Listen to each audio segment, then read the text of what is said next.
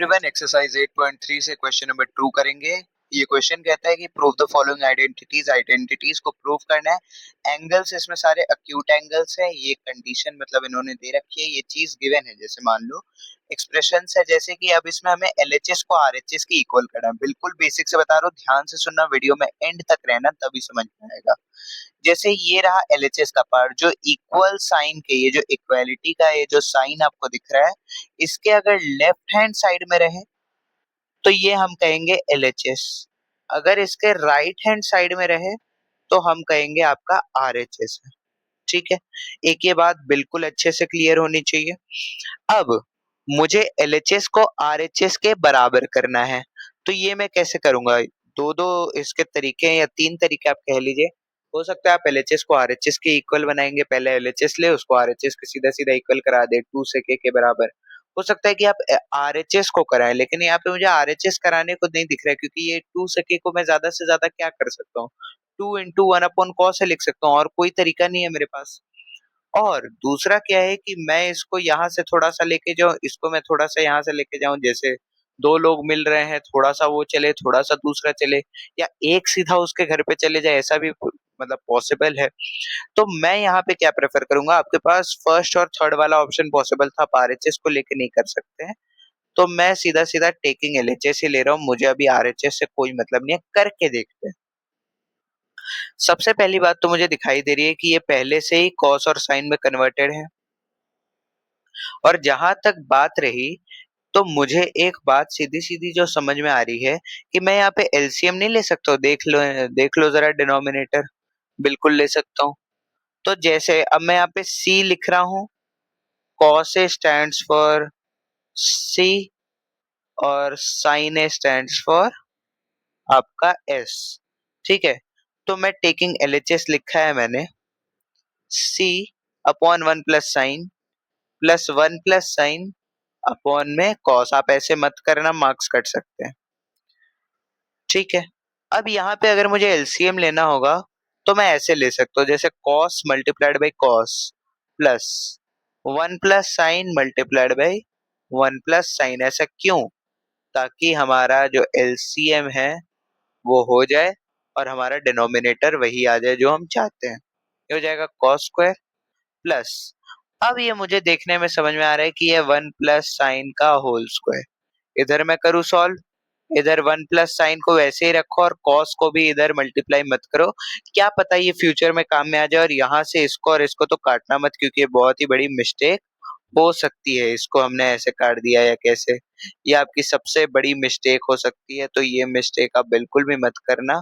ठीक है, और अब जो हम करने जा रहे हैं, अब हम करने जा रहे हैं 1 प्लस साइन स्क्वायर का एक्सपेंशन, तो कॉस स्क्वायर वैसे ही रहेगा।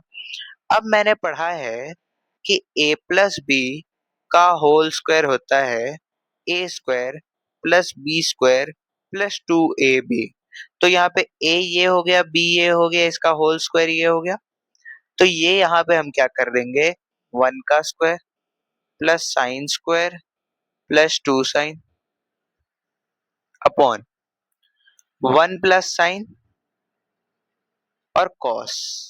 ठीक है, अब एक बात जो आपके दिमाग में अच्छे से आनी चाहिए, वो ये कि मुझे इधर कॉस स्क्वायर दिखाई दे रहा है, साइन स्क्वायर दिखाई दे रहा है, तो जिसको भी आइडेंटिटी अच्छे से याद है तो ये 1 फिर कन्वर्ट कर देगा। कैसे? देखो 1, इधर 1 पहले से ही था, 1 का स्क्वायर 1, और एक sine square plus cos square क्या होता है 1, और प्लस में 2 sine upon 1 plus sign multiplication में कॉस। अभी तक हमने इसको ऐसे ही रखा है। रीजन इधर लिख दो, क्यों, आखिर ऐसा क्यों? तो a प्लस बी का होल स्क्वायर हो जाता है A square plus B square plus 2ab। ठीक है, कोई प्रॉब्लम की बात नहीं है भैया, आगे बढ़ते हैं। ये हो जाएगा 2 plus 2 sine upon 1 plus sign multiplication में कॉस। तो मैंने बस क्या किया, 2 ले लिया इधर से कॉमन। अब 2 ले लिया तो इधर क्या बचा, सिर्फ 1 बचा, क्योंकि 2 मल्टीप्लाइड बाई 1 तो 2 होता है, और इधर साइन ले लिया। अब मुझे कुछ बातें समझ में आने लग गई, और जब ये बातें समझ में आती है तो सबसे अच्छा क्या लगता है, देखो 1 प्लस साइन इधर 1 प्लस साइन से कट गया, बचा क्या अब मेरे पास? अब मेरे पास बच रहा है 2 अपॉन में कॉस ए, है ना, अब मैं फुल जैसे करके इसको लिखना चाहूँ तो 2 × 1 में कॉस वही हो जाएगा ना, 2 × 1 कॉस है, तो ये क्या हो जाएगा, 2 कॉस ही हो जाएगा। तो मैंने इसको बस ऐसे लिखना चूज किया। ठीक है, इसमें तो मुझे कोई सीधा सीधा कोई प्रॉब्लम दिखाई नहीं दे रहा है। ठीक है, तो जहां तक बात रही, क्या आपको पता है कि 1 कॉस से क्या होता है? ये होता है आपका सेक। तो चूंकि 2 मल्टीप्लीकेशन में था, ये हो जाएगा सेक। रीजन लिख दो, 1 cos A is equivalent to sec. बिल्कुल अच्छे से बात समझ में आ गई। और मैं इसको क्या लिख दूंगा, मैंने क्या बताया था, इज इक्वल टू RHS। लिख दो यहाँ पे, हेंस प्रूव्ड। और जब ये हेंस प्रूव्ड हो गया, यानी आपका सॉल्यूशन यहीं पे खत्म हो गया। क्या हमें यही चाहिए था, 2 सेके चाहिए था? क्या हमने बिना किसी डिफिकल्टी के ये सॉल्व किया? अब कुछ बच्चे क्या करते हैं, यहाँ पे हमारे पास 2 अपॉन कॉस आ गया, हम क्या करेंगे, 2 × 1 अपॉन कॉस कर देंगे, ये आपका 2 अपॉन कॉस हो जाएगा। क्यों करना है एक्स्ट्रा एफर्ट, है कि नहीं मेरे भाई? तो ये बात आपको बस जाननी थी। और ये जो बात है बहुत ही सिंपल सी बात है, आपको बस ट्रिग्नोमेट्रिक आइडेंटिटीज आनी चाहिए, उसको इम्प्लीमेंट करना, ये क्वेश्चन आपको सिखाएंगे। अब कोई बोले मेरे दिमाग में कैसे आएगा, तो ये आइडेंटिटीज सॉल्व करके आएगा। सबसे पहले आइडेंटिटीज अगर याद नहीं है, आप वो पेपर अपने सामने रखिए जिसपे तीनों आइडेंटिटी लिखी होनी चाहिए। कौन सी? Sine square theta plus cos square theta is equal to 1, cosec square theta is equal to 1 plus cot square theta, sec square theta is equal to 1 plus tan square theta.